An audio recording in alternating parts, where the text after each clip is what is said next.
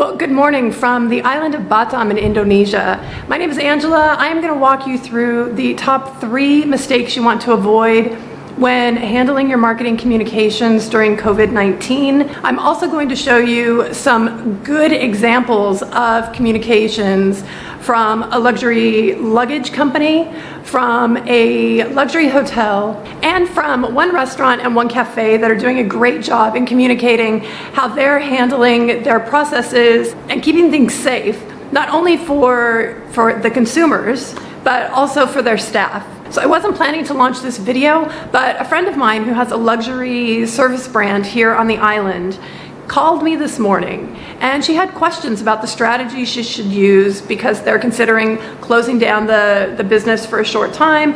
It was quite interesting because the questions she had were very basic questions that you want to make sure that you do things right and that you follow the right procedures. So there's a real need to be transparent internally and externally with your staff. Let's get started now. This is the #1 thing that you do not want to do.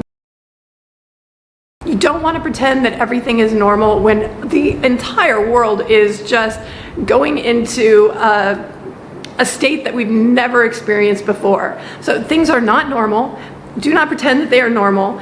Get the word out immediately if there are changes in your operational hours, if there's changes, if you're a hotel and you simply are going to shut down because there are no more inbound travelers allowed on your island, in your destination, whatever it is.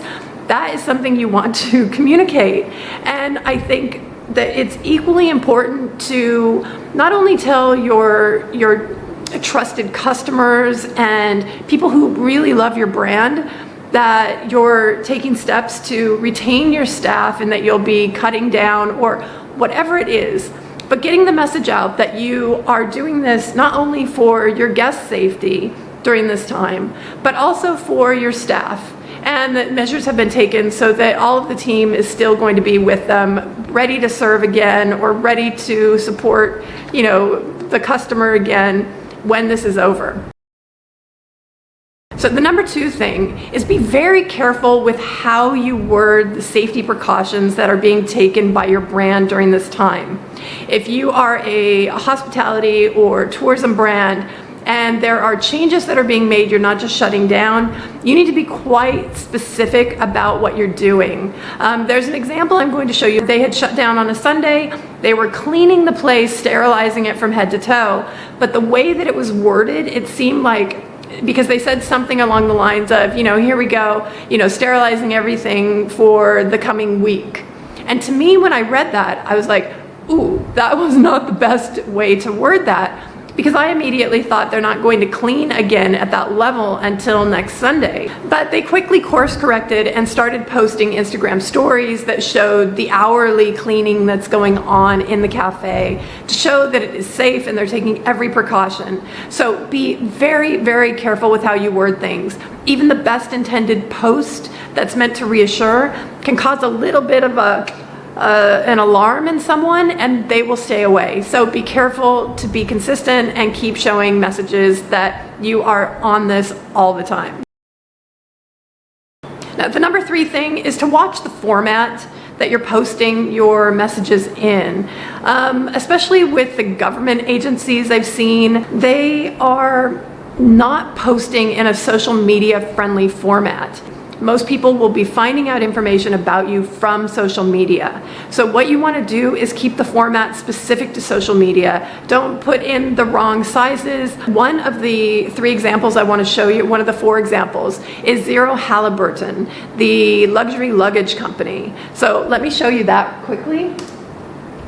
Okay, so as you can see, Zero Halliburton did something that none of the other brands I had seen yet today, and I've seen dozens upon dozens of these messages. They actually broke this up into 4 square-sized graphics for Facebook and Instagram.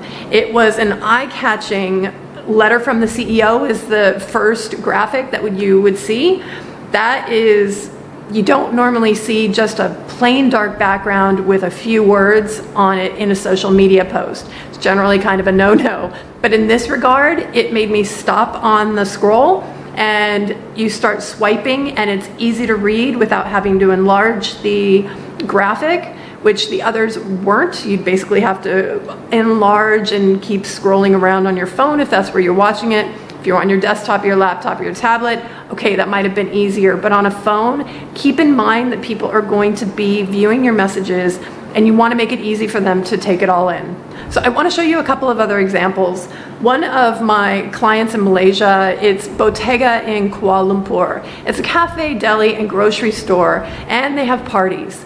Yesterday, when Malaysia put the stay-home ban on the citizens and the residents there, we moved fast. Within a couple of hours, we had our messaging up that yes, we are still open.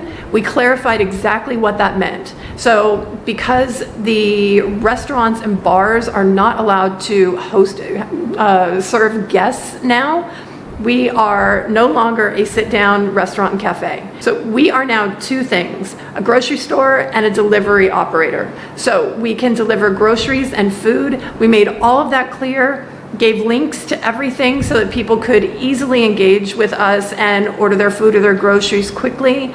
If there are any changes, get them out as fast as possible so that your customers and people who love your brand can start realizing how they'll be able to work with you during this period of 2 weeks or 4 weeks, depending on which country you're in. It was quite interesting because the post that I showed you for Bottega, just the simple "we're open," those posts don't normally get a lot of likes, but we had double the amount of likes on that than our average post of that kind because people care and they appreciated that we got the word out quickly to them on what we still offered in way of our services. Now, and for the hotels, what you want to do is actually use graphics. This isn't the time to try and keep your Instagram grid perfect and beautiful.